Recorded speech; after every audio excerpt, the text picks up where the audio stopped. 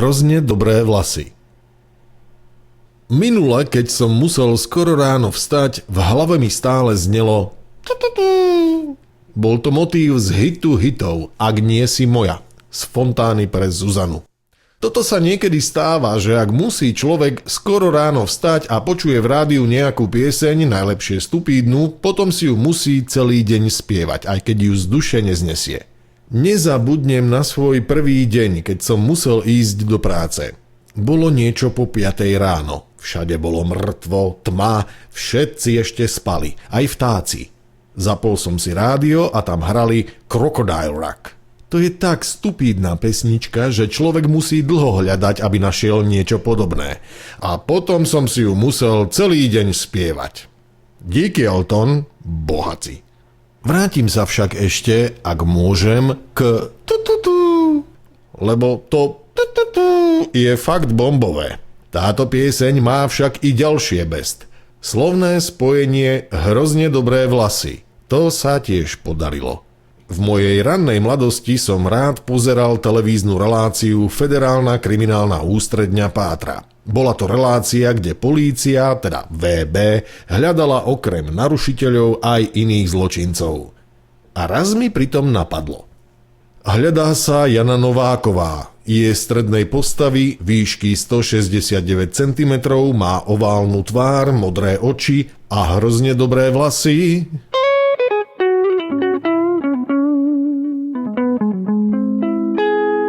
Inzerát.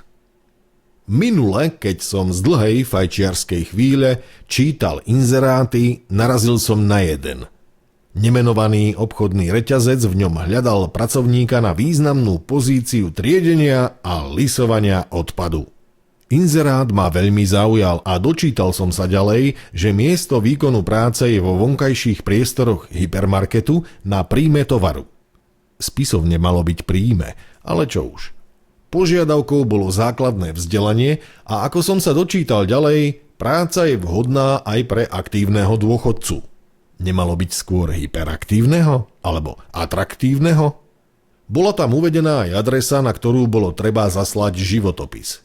Že životopis? Ešte, že nie aj motivačný list. No, zaujalo ma to. Životopis. Ako by mohol vyzerať, aby zaujal a kandidáta prijali? Zrejme takto nejako. Volám sa František Triedič, narodil som sa 25. marca 54 v Smoleniciach. Už od ranného detstva som triedil a lisoval odpad. Bola to moja najobľúbenejšia hra. Aj teraz, v dospelosti, je triedenie a lisovanie odpadu mojím koníčkom. Keďže je dobré, ak sa koníček stane prácou, alebo naopak, hlásim sa na pozíciu pracovníka triedenia a lisovania odpadu. Žijeme čarovnú dobu však. Posledná veta je povzdychnutie. Tu nech prosím uchádzač do životopisu nedáva.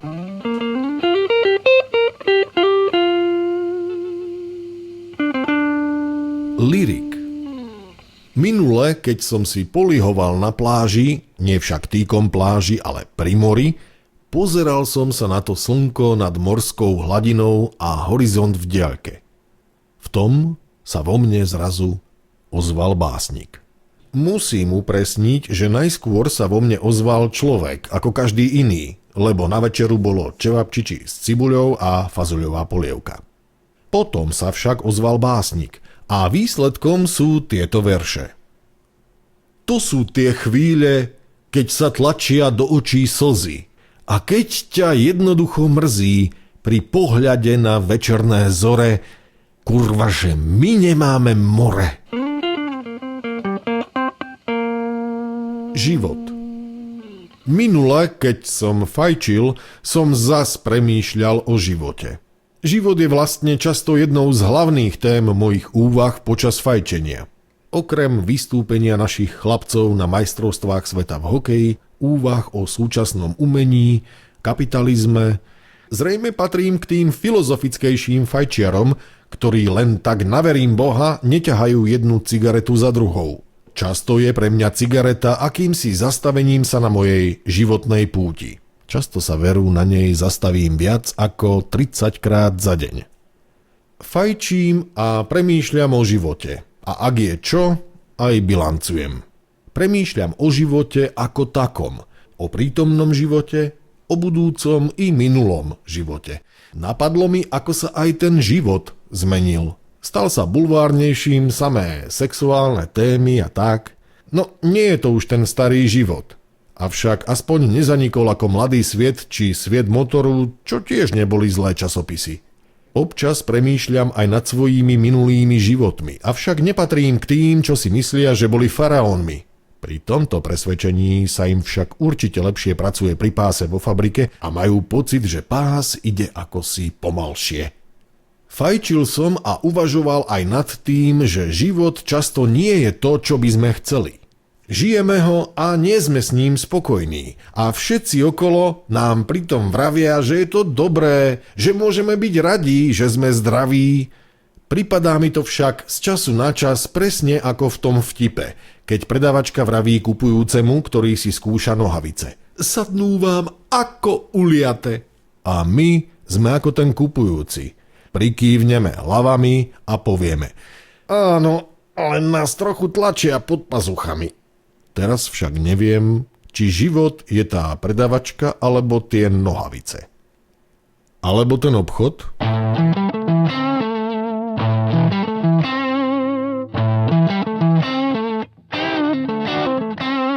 Rýchle stroje.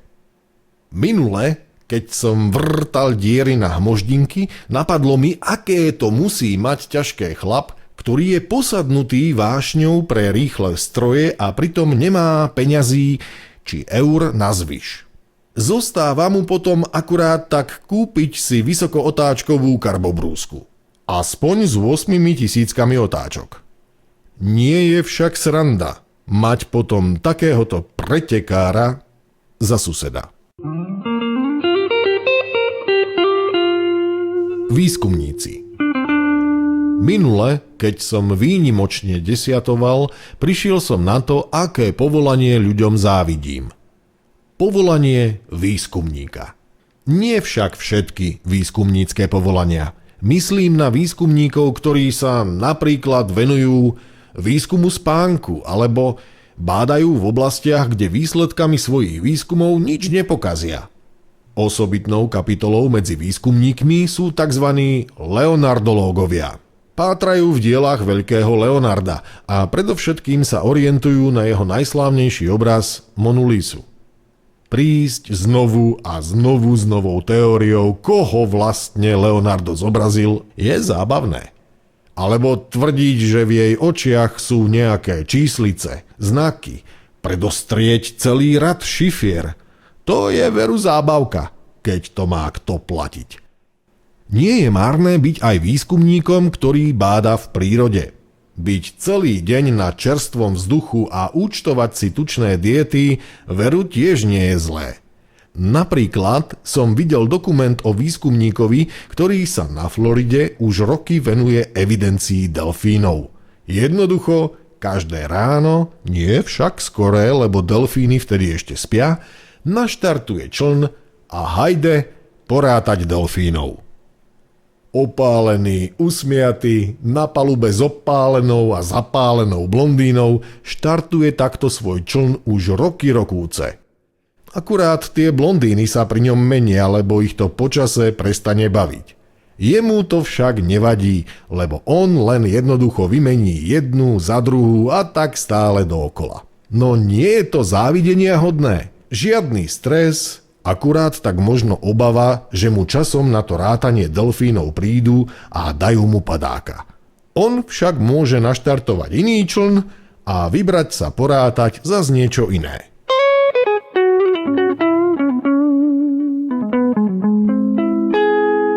Alfons, zátvorka, 48, koniec zátvorky.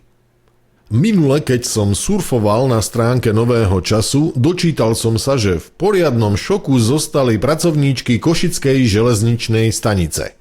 Lístok na vlak si prišiel kúpiť aj Alfons, 48. Na tom by nebolo nič zlé, problém však bol, že mal z nohavíc vytiahnutý pohlavný úd. Ako uviedla košická policajná hovorkyňa Jana Mésárová, Alfons spôsobil u žien vo vestibule verejné pohoršenie. Za svoj exhibicionistický výčin si vyslúžil obvinenie z výtržníctva.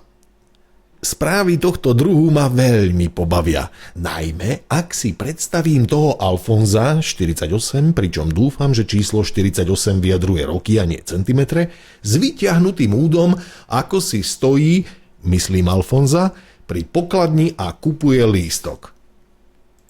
A kam to bude? Spýta sa pokladníčka a pokračuje. A prosíte si 2 lístky aj pre neho?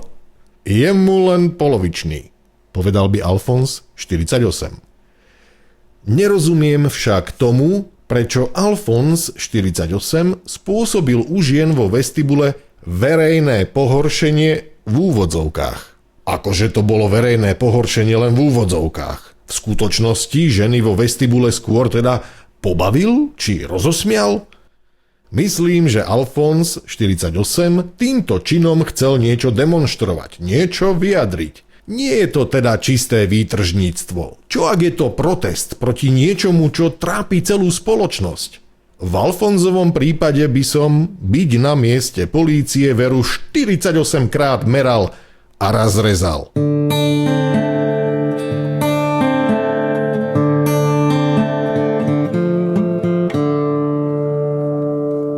Alfons 2. Nie Alfons 2.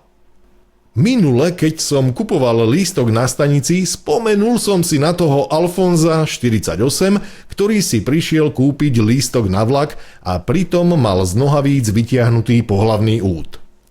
Premýšľal som nad motívom jeho činu.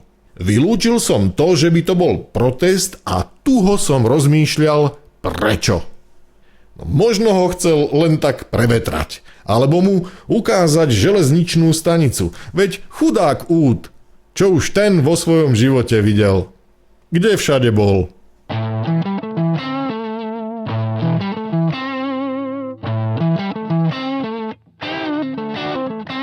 Bývalý fajčiar. Minule, keď som pracoval, zastavil sa za mnou v práci jeden z mojich kamošov, čo už takmer rok nefajčí. Spýtal som sa ho, ako sa má, a on vravel, že to nie je bohviečo. Okrem toho, že sa stal nefajčiarom, stal sa aj nezamestnaným. Nevyhodili ho však z práce kvôli tomu, že prestal fajčiť. Bol živnostníkom a jednoducho ukončil živnosť. A čo, držíš sa, nefajčíš? Musel som sa spýtať. Veď na čo sa už môžete spýtať nefajčiara? Nefajčím, ale aj po roku s tým bojujem. Prehlásil trochu smutne. No, nie je to bohviaký zmysel života len nefajčiť. Žiť len s tým, že aké je to super, že nefajčím. To je na život trochu málo. Neuvážene zo mňa vybehlo. Ale nedalo sa s tým už nič robiť.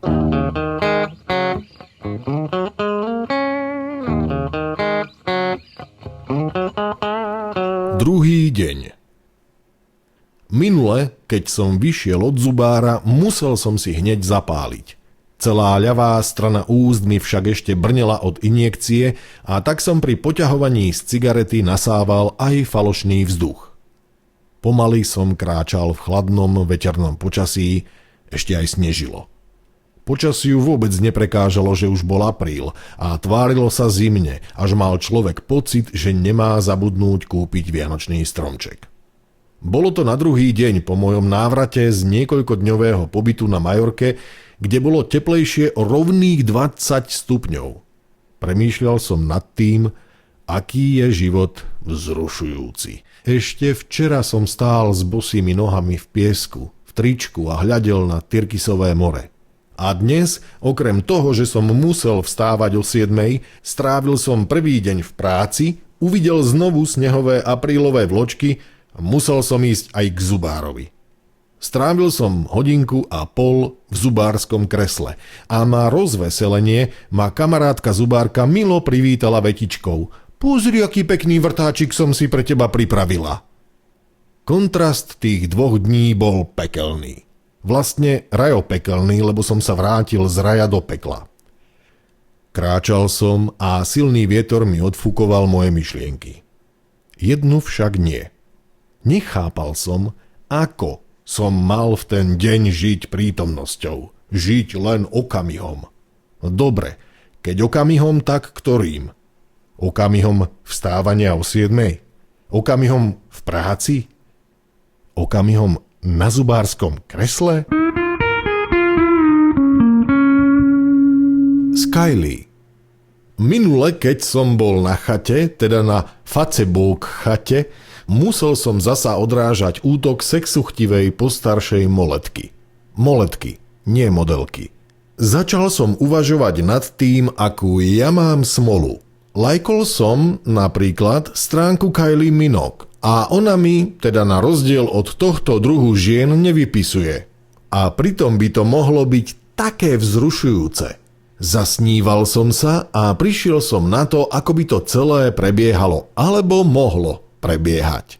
Hi Remy. Píše Kylie z nenazdajky. Hi Kylie, hneď odpovedám. What is the weather report in Slovakia? Kylie, the weather report was a super group. I love Joe Zavinul. Remy, I thought weather. Oh Kylie, sorry. Do you know Jozef Ilko? No, it's the musician. No problem.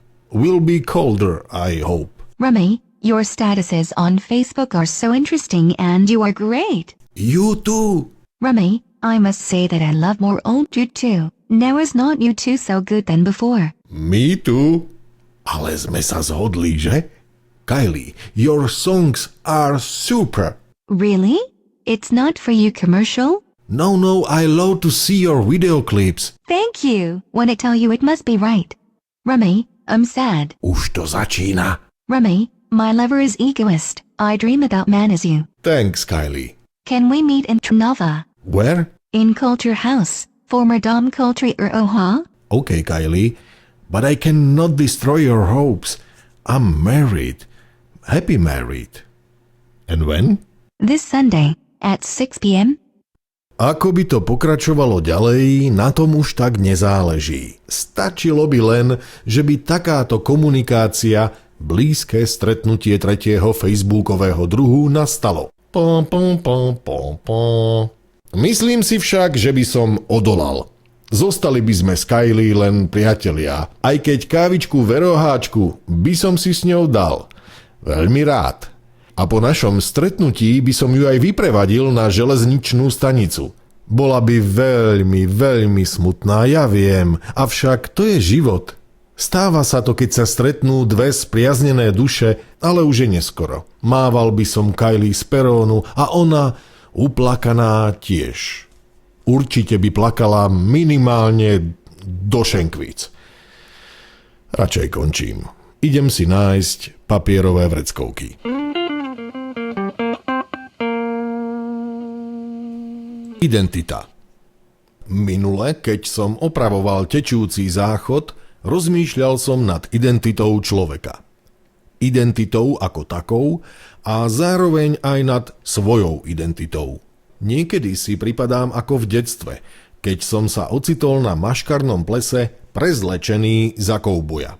K topánočkám som si obliekol hnedé manchesterové nohavice, rifle boli pre mňa v časoch môjho detstva púhým snom, mama mi kúpila kockovanú košeľu a klobúk som nemal. Veď kde som mal zohnať v časoch hlbokého socializmu koubojský klobúk? Keď som tam stál takto svojsky vystrojený, avšak v srdci cítiaci sa ako kouboj, kamoš sa ma spýtal. A ty si tu za čo? Za kouboja. Trochu rozladene som povedal. Asi takto nejako to niekedy vyzerá s mojou identitou. V srdci kouboj, len často tak nevyzerám.